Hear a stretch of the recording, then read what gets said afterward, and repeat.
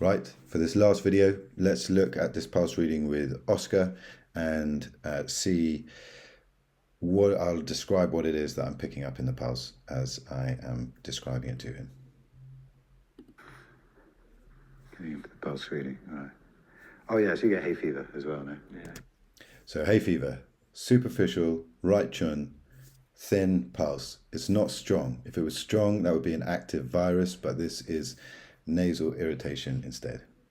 So the histamine response is quite high. The sinuses are showing a superficial immune response to something that's coming into the nose and causing irritation. So histamine is coming out causing inflammation of the tissues in the nasal cavities and the sinuses.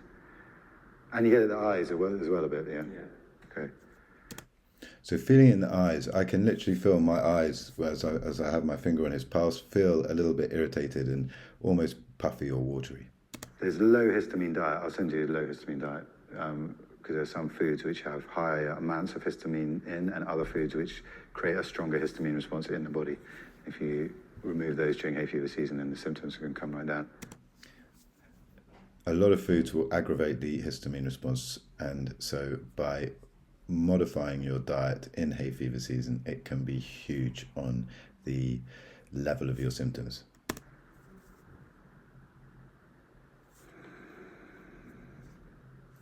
Oh yeah, and there's also some mucus production. But also, do you get any acid reflux?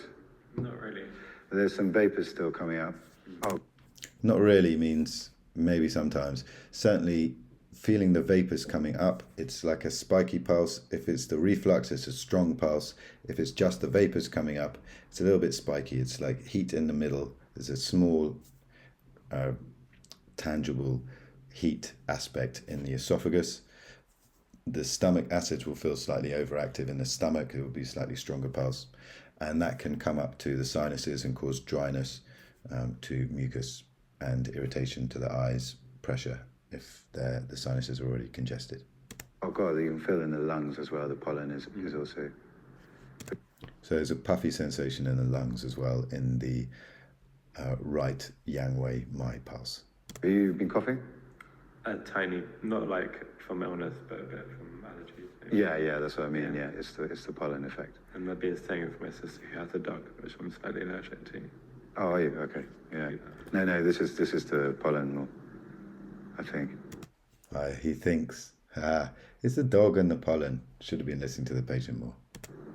Oh yeah, so the stomach acids are marginally overactive, but also the pollen's got down the throat as well. So there's two things going on here in the esophagus. There's this heat signal, this slightly spikiness, this empty heat of these stomach acids coming out. So at the lower, from the stomach, coming up the esophagus, there's this heat which dies off. Then there's this puffiness that starts off in the sinuses and comes down, affecting the throat and part of the esophagus, and then dies off. So I can feel both of those. Irritation coming up from below, irritation coming down from above. So it's caused a little bit of irritation down the esophagus into the stomach. And then, you like cheese, no? You eat a fair amount of cheese? I try not to, but recently I did, yeah. Okay, yeah, so that's partly why there's more mucus in the sinuses, slightly more pressure in the head. Have you had a couple of headaches recently? Right now I'll do. Okay, so with the cheese, that is a deep pulse as well. When I push deeper on the right chun, then there was a good pulse beat there, and it was quite a sort of thick, deep pulse, if you like. So that's showing that it's thicker mucus. And I could feel the pressure in my own head and even a very, very mild sense of headache, which before my finger was on his pulse, I didn't feel. Right now, okay. Good. Okay. Yeah, I'm probably rushing around this morning because there's some stress, like holding tension in to try and get around. I can feel tension in the diaphragm and in the abdominal muscles. So feeling the right guan, there's generally a bit of a tighter pulse, stiffer pulse. It feels as if the abdominal muscles literally are tense. And as I'm coming down the esophagus, there's this sense of pressure as well, so that will relate to the diaphragm. We normally feel the diaphragm on the left-hand side, but you can feel it on both sides really, once you know what you're doing.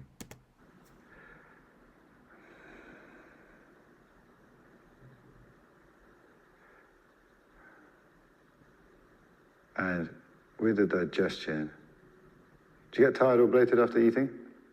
Sometimes. Yeah, so it feels like there's also some issue with yeast as well, with baker's yeast. There's not so much there's some inflammation from the pollen anyway, so it's not entirely clear how much is coming from wheat. I don't think you're particularly sensitive to wheat. I think it's more the yeast.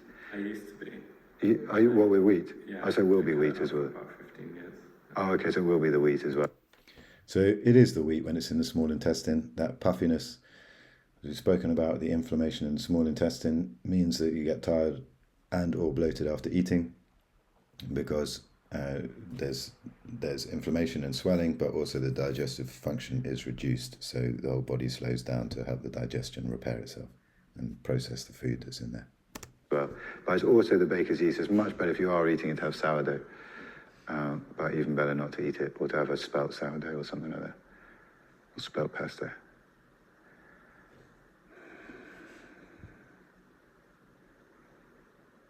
How about sleep? I generally don't have trouble going to sleep, but I often don't get quite enough. And is your mind overactive when you, or is that because you're going to bed too late, or because just you're going to waking bed up? too late. Oh, okay, so that's your fault. So that's easily remedied, yeah. I mean, you get jaw tension as well, then?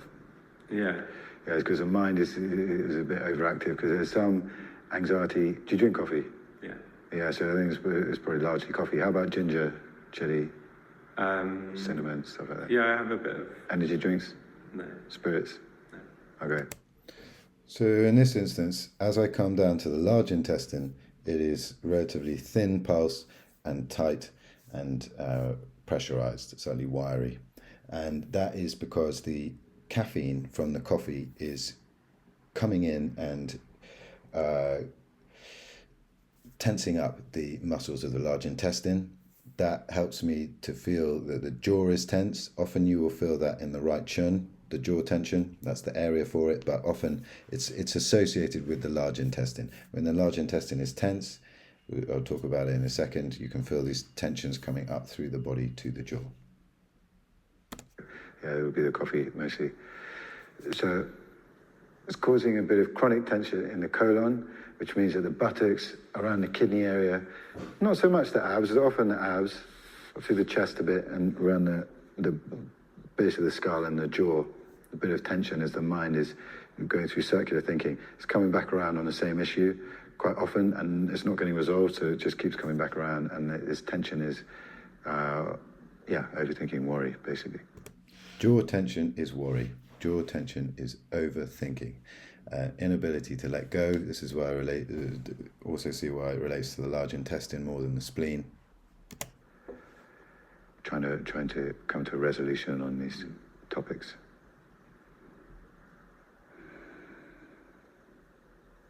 The microbiome is pretty good. Do you know about the microbiome?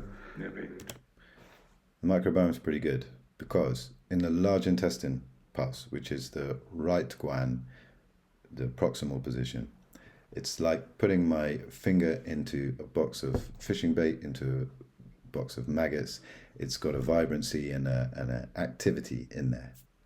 actively trying to improve it. Have you been on probiotics, or you've been having fermented foods? Fermented foods are fantastic, except in hay fever season if you get hay fever. Yeah. Yeah, that makes sense.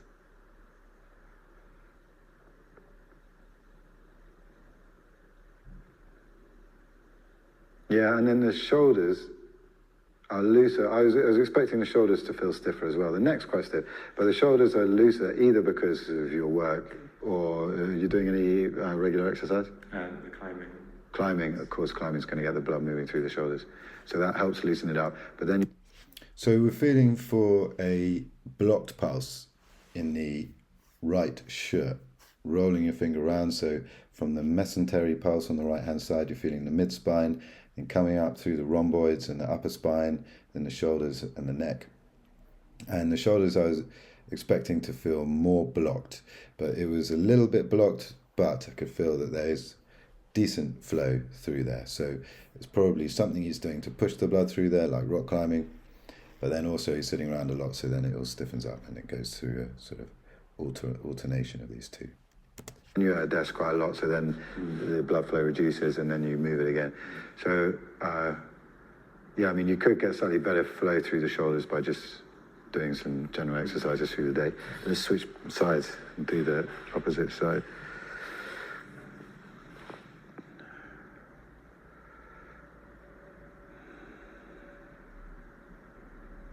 Oh, so you do have that part where you can get more, I was going to say anxious, but anxious is not really the right word. You can get more focused on the things that need doing. But actually, where I normally feel anxiety with the heart, you don't feel very anxious. You feel like you can be very calm and easygoing at the same time. So his heart pulse, the left chun,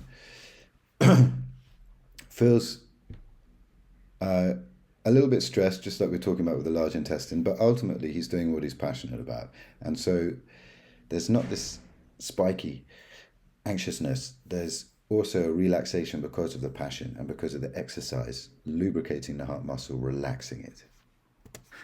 And the heart muscle itself, do you do any cardio? I've been starting, I've kind of been slacking a bit recently, but I'm getting... Have you traditionally done more cardio? No. Oh, you haven't? Okay. Well, the heart muscle feels very smooth, and often cardio will be involved with that. I suppose maybe like... Can also be strengthening work if you're putting a lot of strain on the heart that will force blood through it and help to condition it well. It's cardio, but never like intense. But the valves, the chambers of the heart all feel like, and the coronary arteries, the arteries that feed the heart muscle itself, all feel nice and open and flexible, so they're all working well. So your heart health is really good. But you can be occasionally a bit self-critical, but it is sort of only there at times. So self-criticism is like a pressurized, taut pulse, slightly thin, slightly wiry, and that's blocking the passion. We've spoken about that before. The heart's not allowed to beat fully passionately because you're not doing it right or you're not good enough or something like that. Times. But self-critical thoughts can get lost. They're not helpful or enjoyable. If you notice any, just delete them.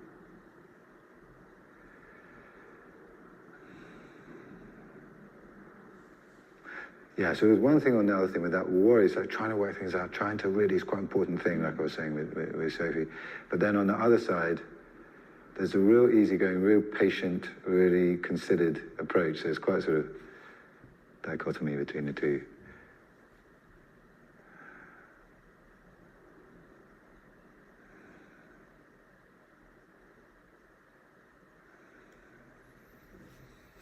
And part of it is coffee, just making the system, making the system a little bit overactive, a little bit tense and strained from increased adrenaline. So really, this guy, he stopped drinking coffee and he felt much, much better. The coffee was just making him a lot more tense, and you take that away and the passion is there.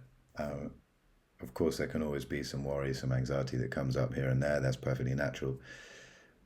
But the coffee will make people feel a lot more stressed when it's just simply not necessary, because it's just keeping you in fight or flight mode more. And so that will make the liver more pressurized, a little bit hotter, and the whole system just more on edge and more tense, which keeps the nervous system in an elevated response.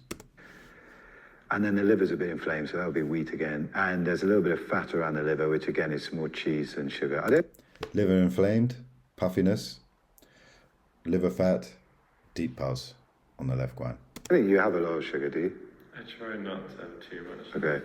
If this feels more, it's a thicker quality. But just like larger people will carry more fat on their surface, slimmer people will often carry it around the liver. So feeling the deep left guan pulse, the liver pulse, the thickness of the deep pulse is slightly stronger than in other cases, which to me signifies there's more, the fat around the liver has come from fat in the diet rather than from carbohydrates, primarily. And it can be from either fat or sugar. This is more from fat though, so is why I'm pinpointing cheese. Or peanut butter? Do you have peanut butter much? Yeah. Yeah, so both cheese and peanut butter probably. Peanut butter and cheese and ice cream will create the densest fat around the liver.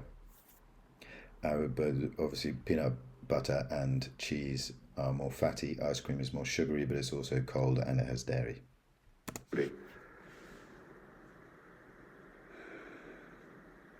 And the liver is a little bit tense. Again, that's when the... So you can see me sigh there. I'm sighing his sigh. So I'm feeling this pressure in the liver, this slightly unrelaxed pressure to perform. And that's a little bit uncomfortable. So I'm feeling that in him. And by empathizing, I can really understand what that sense of pressure is about. When you're very active and you're just trying to fit too much in, then stress levels can go up. Then I think the headaches come on. But the movement generally through, so alcohol intake is reasonable. Trace minerals coming in through fruit and vegetables is reasonable. Protein is reasonable as well. We haven't really gone into this, but if there's a protein deficiency, the liver and the kidneys will be weak. When the nutrient profile, iron, zinc, calcium, magnesium, potassium, sodium, nitrogen, all these trace minerals that the liver stores and then gives to the blood with the protein to create strong, healthy blood. It's a little bit like the microbiome pulse. It's you can feel sometimes that there are good levels of blood producing minerals, and sometimes you can feel either there are a few a bit low, or maybe just one is particularly low. Can't tell which is which, but you can tell how the storage of minerals in the liver is working. With alcohol, it's a little bit different. Also, haven't really covered this. It can be a sort of watery pulse, almost a slippery quality, and slightly tense as the liver is struggling to process the alcohol. Caffeine, caffeine and alcohol, particularly the caffeine. Just I'd say it'd be better to have a bit less. Yeah. But again, the movement through the liver generally, when we're stressed, we'll squeeze the liver tense, and that can stop the movement of fluids and nutrients through the liver. But actually, it feels good with you. It feels like they are getting through well. So actually, maybe, I suspect coffee probably causes more stress, but then alcohol helps to loosen it up again. Yeah, it does. Yeah, and exercise. Yeah. Yeah. Okay.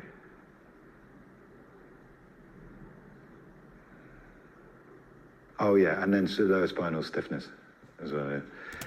So spinal stiffness as opposed to lower back ache.